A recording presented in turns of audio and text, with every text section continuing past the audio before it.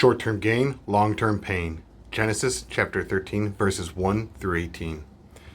It's been said, no matter how right you are, no matter how wrong the other people are, no matter how much evidence you have to prove it, you will never get them to agree with you by arguing them down.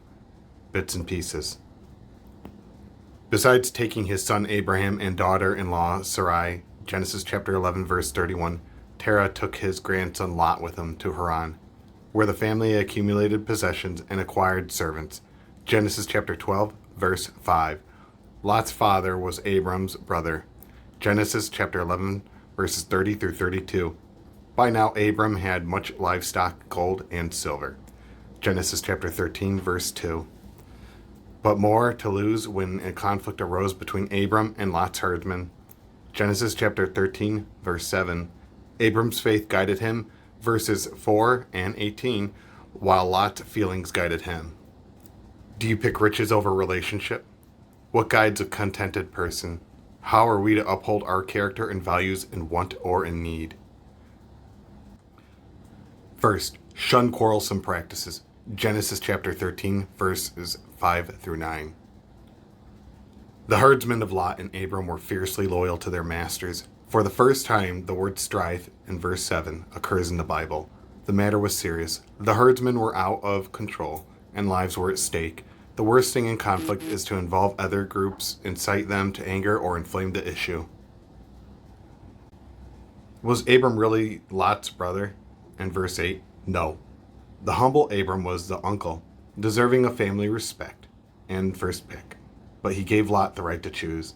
Abram did not demonstrate the air of attitude and authority of a patriarch, an uncle, or a landlord, except in the command, let's part company. In Genesis chapter 13, verse 9, Abram was mentally clear, rationally balanced, and definitely smart. He did not allow his heart to take over his head. Relationship was more important than riches to him. Second, shun questionable places. Genesis chapter 13, verses 10 through 13. Lot was deceived by looks and feelings. The plain of Jordan was comparable to Egypt, where his uncle Abram almost lost his wife and his life. Worse than Egypt was Sodom and Gomorrah. Lot was wealthy and worldly. He wanted to see how far he can go without getting burned. His philosophy was like the bumper sticker I saw. How much sin can I get away with and still get to heaven? Sodom and Gomorrah was a morally deceptive, spiritually bankrupt, and physically dangerous place. There were less than 10 righteous people in the city, in Genesis 18, and her residents were not just wicked, but great sinners, in Genesis chapter 13, verse 13, and Genesis chapter 18, verse 20. Also, Sodom was a hotbed of war, politics, and dissent, in Genesis chapter 14, verse 5. Third, shun quick payoffs. Genesis chapter 13, verses 14 through 18. Waiting for the fulfillment of God's promise can be trying, taxing, and tiresome because God's promises are often fulfilled in part or in principle, and seldom in whole all at once. Patience and perseverance were required to overcome panic when God's promise was slow to arrive. The Lord on his part reassured Abram 7 times together and reiterated his promise, the promise of an heir, numerous descendants, and the promised land, in Genesis chapter 12, verses 1 through 3, chapter 13, verses 14 through 17, chapter 15, verse 5, chapter 17, verses 1 through 8, chapter 18, verse 10, chapter 21, verse 12, chapter 22, verses 16 through 18. The fulfillment of God's land promise to Abram was eventually secured in the time of Joshua, in Joshua chapter 23, verse 14. A delay of 645 years from the day God first promised Abram, including 430 years in Egypt.